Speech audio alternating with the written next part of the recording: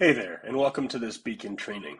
In this video, we're going to go over just a high-level overview of the navigation in Beacon to give you an idea of how to get around.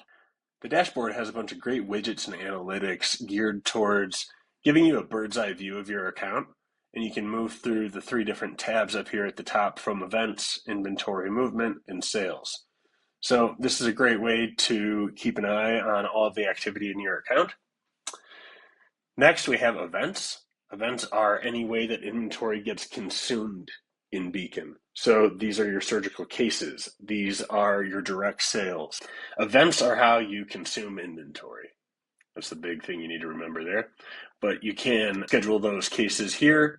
You can mark inventory as used. You can work the event through the billing process and generate sales orders and invoices. All of that happens here in the event screen. Next, we have inventory.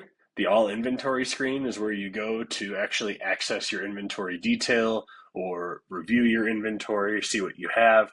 All of that is here in the all inventory screen. Also in the all inventory screen, we have the reporting dashboards. So up here at the top, you can access those. On any of our major areas of Beacon, we have these reporting sections. Just look for that pie chart icon. Then we also allow you to change your view from a list view to various other views.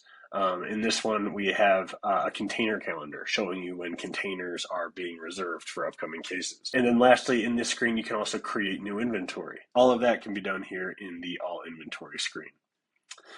And in the rest of the inventory section, you can also go here to access your previous imports or create new imports. We have the product lines and product catalog. This is where you can go to kind of manage your item master for your inventory. This is like the ultimate source of truth. So if you think about an actual product catalog that you would open and page through and see all of the item numbers and all the items available to order, that's like what this is. This is a record for each catalog number in your inventory, and then a bunch of the information that pertains to it. So like I said before, keeping an enduring source of truth for your inventory. The bills and materials section allows you to manage the contents of your containers. So essentially creating templates for what belongs in a container, or creating packs, which are another inventory type that allows you to manage bill of materials for the components of a product.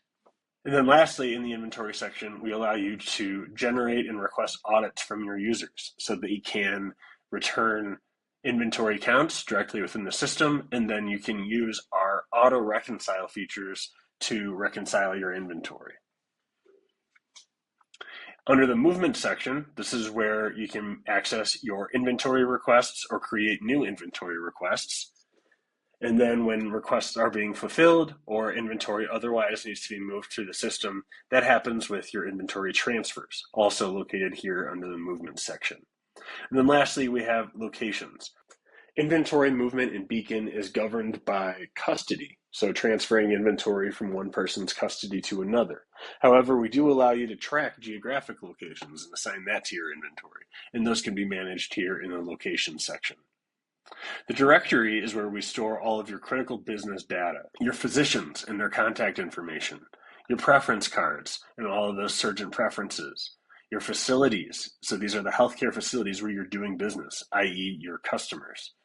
And then your contract pricing. Your surgical procedures are also stored here, as well as the manufacturers of your inventory, or in other words, your suppliers. We allow you to also set up regions to manage your sales on a regional basis and set up regional managers. And then we also have a reports section. You can access these here and export this data for further analysis.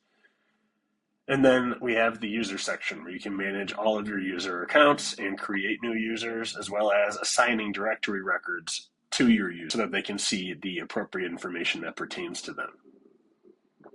We have artificial intelligence features you can access here under Beacon AI. And then lastly, we have the settings, both your personal settings and your organization settings. So that concludes our high-level navigation of Beacon. Tune in for more as we go into detail on each of these areas.